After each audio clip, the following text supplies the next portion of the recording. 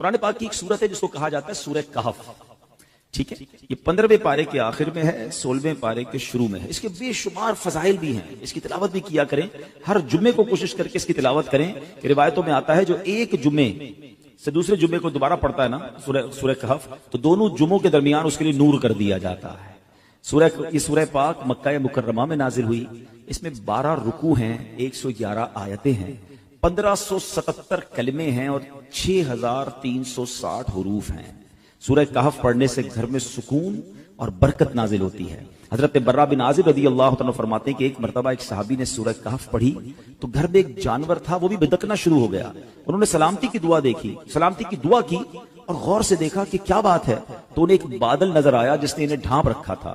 ان صحابی نے اس واقعے کا ذکر جب نبی پاک علیہ الصلوۃ والسلام کی بارگاہ میں کیا تو پیارے آقا علیہ الصلوۃ والسلام نے فرمایا, اے فلاں, قرآن پاک کی تلاوت کرتے رہا کرو. وہ بادل سکینہ تھا, وہ سکون کا بادل تھا جو قرآن مجید کی وجہ سے نازل ہوا تھا. تو سورہ کہف یہ سکون کا, یہ برکت کا باعث ہے. اور ایک اور جگہ پیارے آقا علیہ الصلوۃ والسلام فرماتے ہیں جو سورہ کہف کی ابتدائی 10 آیات یاد کرے گا وہ دجال کے فتنے سے محفوظ رہے گا. اچھا, اس صورت میں تلاوت کے فضائل تو اپنے ہیں. اس صورت سے ایک ہی صورت میں 3 کمال کے واقعات ہیں. ایک تو وہی کہف, غار, کہف کہتے ہیں غار کو, غار والا واقعہ ہے. ایک اس کے اندر حضرت ذوالقرنین کا واقعہ, اللہ اکبر, پڑھنے سے تعلق رکھتا ہے. East and west and north, تینوں جگہوں کا آپ نے سفر کیا, دنیا کے 3 کونوں کا آپ نے سفر کیا, اور جو آپ نے وہاں ایکسپیرینس کیا, کمال کی باتیں, اور ان کی پھر وہاں کیسے ملاقات ہوئی, یاجوج ماجوج کو کیسے پایا اور کس طرح اس کو جا کے انہوں نے بلاک کیا, یہ سارا واقعہ اس صورت میں موجود ہے. اور تیسرا اس میں واقعہ حضرت موسیٰ علیہ السلام اور حضرت خضر علیہ السلام کی جو ایک بڑی کمال کی ملاقات ہے, اس ملاقات میں کیسے کیسے واقعات ہیں. یعنی میں یقین کریں میرے پاس ٹائم ہوتا تو میں آپ کو سورہ کہف کے تینوں واقعات سناتا, لیکن یہ سب چیزیں ڈیفائن کرنے کا مقصد یہ کہ یہ آپ کے اور میرے قرآن میں سب موجود ہے. اچھا, ایک اور بات بتاؤں کہ یہ اصحاب کہف پر, یہ اس واقعے پر جو بھروسہ یا ایمان یا عقیدہ ہے نا, یہ صرف مسلمانوں کا نہیں ہے. یہ دیگر مذاہب کی کتابوں میں بھی 7 سلیپرز کہلاتے ہیں, 7 سونے والے. 7 سلیپرز, وہ بورڈ لگے ہوئے اب بھی, تو وہاں پر دیگر مذاہب کے لوگ بھی آتے ہیں کیونکہ ان کی آسمانی کتابوں میں بھی ان اصحاب کہف کا ذکر موجود ہے. اب یہ کون تھے, یہ کیا تھے, اب ذرا یہ واقعہ سنیے گا, پھر میں انشاءاللہ اس کے تحت کیا سبق ملتا ہے ہم سیکھیں گے کیا, میں اس پر ڈسکس کروں گا. اصحاب کہف جو تھے یہ شہر افسوس کے شرفاء تھے, بڑے نیک لوگ تھے. اچھا, شہر کا نام کیا نام تھا؟ افسوس. اور جو بادشاہ تھا اس کے معزز درباری بھی تھے, مگر یہ لوگ صاحب ایمان تھے, یہ بت پرستی سے بیزار تھے, یہ اللہ وحدہ لا شریک کو اپنا رب مانتے تھے. اچھا, وہاں پر جو بادشاہ تھا وہ بڑا ظالم بھی تھا اور بت پرستی کے لیے بڑا انفسائز کرتا تھا. جو بت پرستی نہیں کرتا تھا اس کو قتل کر دیتا تھا. اچھا, اس بادشاہ کا نام دقیانوس تھا. آج آپ کو ایک اور بات سمجھ آئے گی کہ ہم بعض اوقات کہتے ہیں یار یہ بندہ بڑی دقیانوسی باتیں کرتا ہے, تو ایکچولی دقیانوس جو یہ لفظ ہے یہ ایک بادشاہ کا نام تھا, اور چونکہ وہ ہزاروں سال پرانا بادشاہ ہے تو آج بھی اگر کوئی پرانی باتیں کرتا ہے, اولڈ ایج کی باتیں کرتا ہے, تو لوگ کہتے ہیں یار یہ دقیانوسی باتیں کر رہا ہے. ایکچولی یہ اسی کی طرف نسبت ہوتی ہے کہ دقیانوس نام کا ایک بادشاہ تھا, مگر وہ بڑا ظالم تھا. تو یہ لوگ جب دیکھا کہ یہ ہر مسلمان کو مار رہے ہیں, ہر ایمان والے کو مار رہے ہیں اور بت پرستی کے لیے ظلم کر رہے ہیں, تو ان 7 لوگوں نے کیا پلان کیا کہ ہم بادشاہ کے ظلم و ستم سے چھٹکارا پا کر شہر سے باہر چلے جاتے ہیں. وہ باہر گئے اور جا کر ایک ویرانے میں, ایک غار میں جا کر انہوں نے پناہ لی. اس زمانے میں ہوٹل اور یہ بلڈنگیں تو ہوتی نہیں تھی, ہزاروں سال پرانی بات ہے. تو بہرحال اب یہ غار میں گئے اور وہاں پر جا کر آرام کیا, تھکے ہوئے تھے تو سو گئے. اللہ کی شان یہ ہے کہ وہ تقریباً 300 برس سے زیادہ عرصے کے لیے سو گئے. یہ سوئے تو اٹھے ہی نہیں. اللہ اکبر. اچھا, ادھر حالات بدلتے رہے. بادشاہ کو جب پتا چلا کہ یہ لوگ غار کے اندر ہیں اور یہ مجھ سے چھپ کر گئے ہیں, بڑا ناراض ہوا اور اس نے اپنے ایک بندے کو بھیجا کہ جاؤ اس غار پر ایک دیوار بنا کے اس کو بند کر دو, یہ اندر ہی بھوکے پیاسے مر جائیں. جس بندے کو یہ آرڈر دیا گیا تھا نا وہ تھوڑا سا خدا ترس آدمی تھا. اس نے کیا کیا کہ ان 7 اصحاب کہف کے نام لکھے, پوری بات لکھی کہ یہ لوگ ایمان والے ہیں, بادشاہ کے ظلم سے جا کر اندر چھپے ہیں, اور ان کا یہ واقعہ ہے. ایک تختی لکھی, ایک صندوق کے اندر اس غار کے ساتھ دیوار میں اسے دفن کیا اور ایک دیوار کھڑی کر دی. حکم تو تھا بادشاہ کا. اب باہر والے لوگ یہ سمجھے کہ یہ بھوکے پیاسے اندر مر گئے. بہرحال ادھر بادشاہ کا انتقال ہوا, پھر دوسرا بادشاہ آیا, تیسرا بادشاہ, دور بدلتا گیا. اور یہاں جناب یہ سوئے ہوئے ہیں. آفٹر 300 years کیا ہوا کہ ایک اور بادشاہ آیا جس کا نام تھا بیدروس. وہ بڑا نیک دل بادشاہ تھا, ایمان والا بادشاہ تھا, وہ اللہ پر ایمان لاتا تھا. مگر اس کے دور میں ایک عجیب و غریب فتنہ کھڑا ہوا. کچھ لوگوں نے یہ معاذ اللہ کہتے ہیں کہ شک پیدا کرنا شروع کر دیا, کمپلین کرنا شروع کر دی, آرگیومنٹ شروع کر دیا کہ مرنے کے بعد اللہ دوبارہ پیدا نہیں کر سکتا, یعنی مرنے کے بعد دوبارہ کوئی زندگی نہیں ہے. اب بادشاہ بڑا نیک دل آدمی, سمجھاتا لوگوں کو, لوگ اس کی بات کم سنتے, اس فتنے کی بات زیادہ سننے لگے. تو بادشاہ تہجد کی نماز میں رو رو کے اللہ سے دعا کرتا کہ میرے مولا کوئی ایسی نشانی عطا کر دے, کوئی ایسا اشارہ عطا کر دے کہ لوگوں کو سمجھ آ جائے کہ تم مرنے کے بعد دوبارہ زندہ کیسے کرے گا. اللہ کی شان دیکھیں, اس بادشاہ کے وہم و گمان میں بھی نہیں ہے کہ کوئی غار ہے اس کے شہر کے قریب جہاں کچھ لوگ سوئے ہوئے ہیں. سینکڑوں سال گزر گئے نا. اب اللہ کی شان دیکھیں اس بادشاہ کی, وہ گریہ بازاری, وہ دعائیں کیسی رنگ لائیں کہ ایک چرواہا جو تھا بکریاں چراتے چراتے اس غار کے قریب پہنچا. اب غریب پہنچا تو دیوار 300 سال پرانی ہو گئی تھی, تو دیوار دھڑام سے گری. جیسی غار کے اندر اس نے دیکھا تو وہ گھبرا کر دوڑ پڑا. اچھا یہاں جیسی دیوار گری تو ان بندوں میں سے وہ 7 افراد اٹھ گئے. اچھا وہ اٹھے تو وہ سمجھے ہم 2 4 6 گھنٹے 8 گھنٹے سو کر اٹھے, ٹھیک ہے نا. انہوں نے نماز وغیرہ پڑھی, اب بھوک لگ رہی ہے تو ایک ساتھی کو کہا ذرا جانا باہر اور دیکھ بھال کر بادشاہ دقیانوس کے سپاہی کہیں پکڑ نہ لیں, کھانا لے کر آ گئے. وہ بندہ چھپتے چھپاتے بازار گیا تو سارے بازار کا ماحول ہی الگ, عمارتیں الگ. بہرحال اتنا اس کو خیال نہیں آیا, اس نے جا کر ایک دکاندار نان بائی جو روٹی بیچنے والا تھا اس نے پیسے دیے کہ مجھے کچھ روٹیاں چاہیے. تو نان بائی نے جب وہ پیسے دیکھے کہا یہ سکے کہاں سے آ گئے, یہ تو کرنسی ختم ہو گئی تھی, 300 سال پرانی کرنسی تھی. تو کہا یہ پیسے تو ہمارے یہاں نہیں چلتے, کس زمانے کے پیسے لے کے آئے؟ بھائی یہی تو پیسے ہیں, کل تو ہم نے پیسے لے کے غار میں گئے, آج تمہیں دے رہے, تم کہہ رہے پیسے نہیں چلیں گے. اچھا یہ بتاؤ دقیانوس بادشاہ کہاں ہے آج کل؟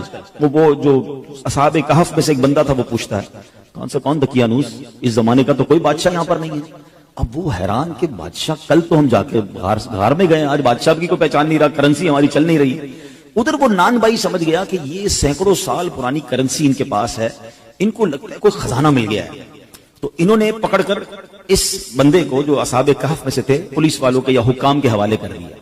وہ حکام انہیں بادشاہ کے پاس لے گئے. بادشاہ کو جب یہ سارا واقعہ پتا چلا, اس نے کہا ہم تو دقیانوس بادشاہ کے زمانے کے لوگ ہیں, ہم تو سوئے اٹھے تو آپ بتا رہے ہیں کہ وہ بادشاہ بھی نہیں ہے, پیسے بھی یہ نہیں چل رہے, یہ زمانہ کون سا ہے؟ تو بادشاہ نے معلوم کیا تو پتا چلا کہ یہ 300 سال پرانی بات کر رہے ہیں.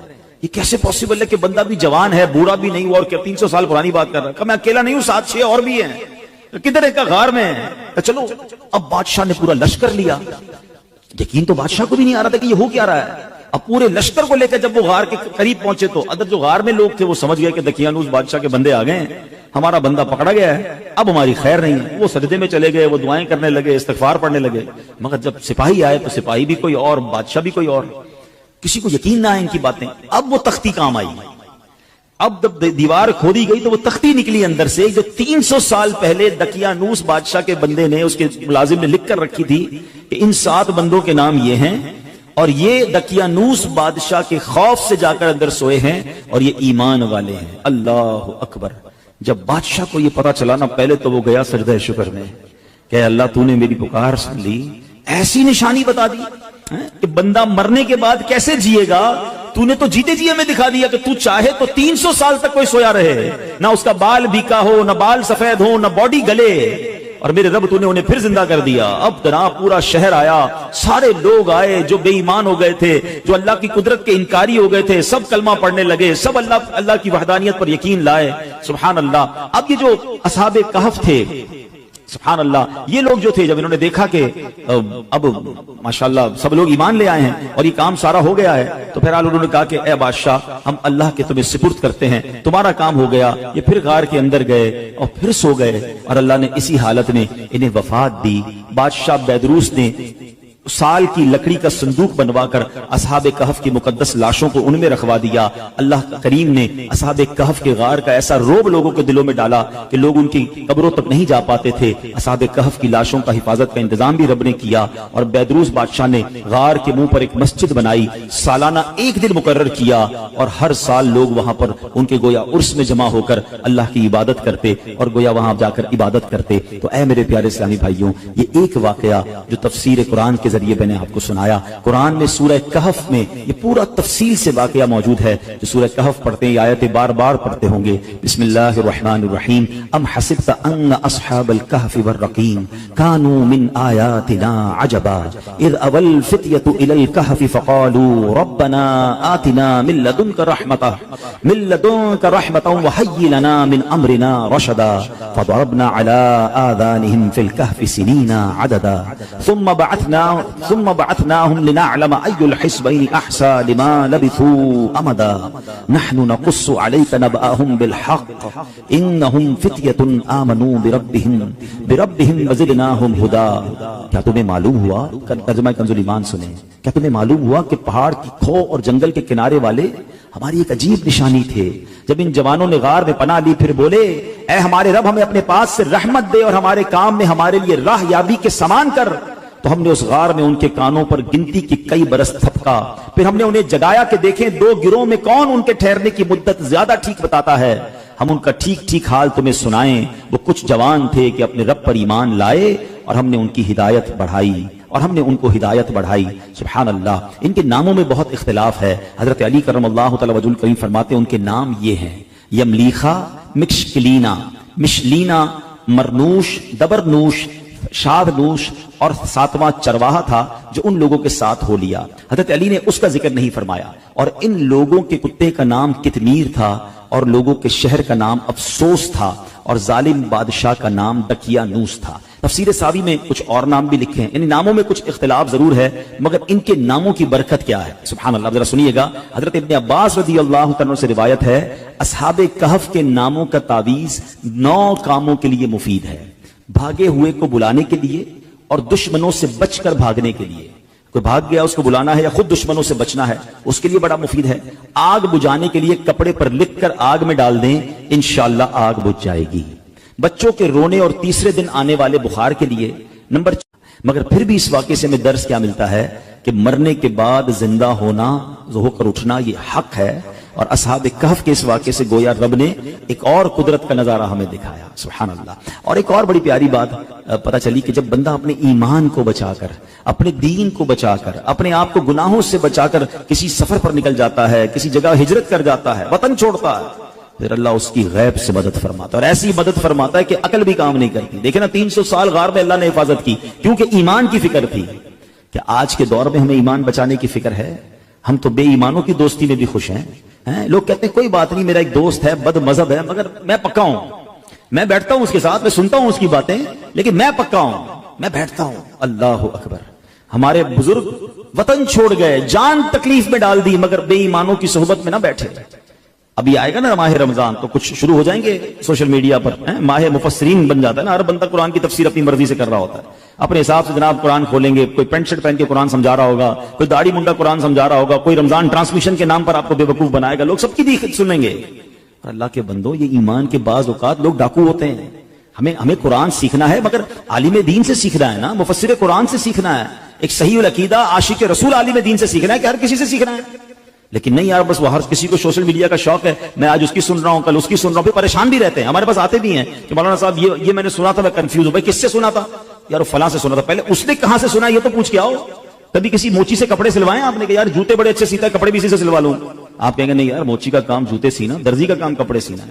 ڈاکٹر آپ کا یار علاج بڑا اچھا کرتا ہے, آپ کہتے ہیں یار ڈاکٹر علاج بڑا اچھا کرتا ہے, گھر بھی اسی سے بنوا لیتا ہوں, گھر بھی اچھا بنا دے گا. ڈاکٹر کا کام علاج کرنا ہے, بلڈر کا کام گھر بنانا ہے.